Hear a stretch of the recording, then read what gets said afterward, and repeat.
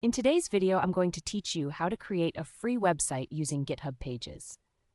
If you find this useful, consider subscribing and liking the video. All right, let's dive right in.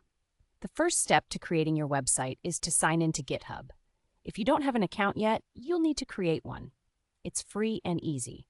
Once you're logged in, look for a button that says New Repository.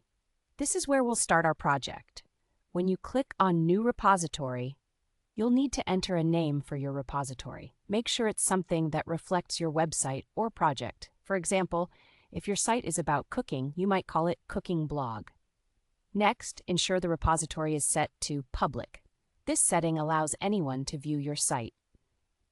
After you've filled in these details, click the Create Repository button. Congratulations, you've just set up your first repository. Now we need to add a file to our repository that will serve as the main page of your site. Click on the Add File button and then select Create New File. You should now see a text box where you can name your file. This is where you'll enter the name index.html. This file name is super important because GitHub Pages recognizes this as the default web page for your website. Next up, it's time to add some content to our index.html file. In the text area below the file name, you can start typing or pasting in your HTML code. If you're just getting started with HTML, you might want to use a simple structure like this. HTML, doctype.html, head, title, my first website, tied heady. H1, welcome to my first website. This is a simple page hosted on GitHub Pages. Once you've added your code, scroll down and click the Commit Changes button to save your file. A pop-up window will appear asking you to confirm your commit. You can either leave the default message or write something like Initial Commit. Then just click on the Commit Changes button again.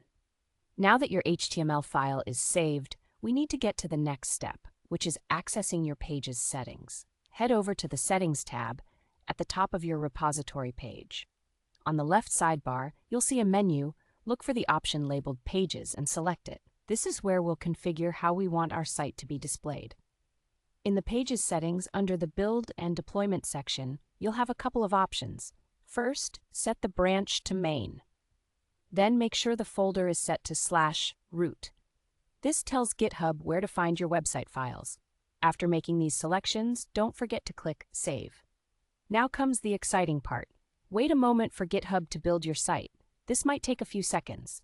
Once it's ready, refresh the Pages section, and you should see a live URL for your newly created website. Click on that link, and voila!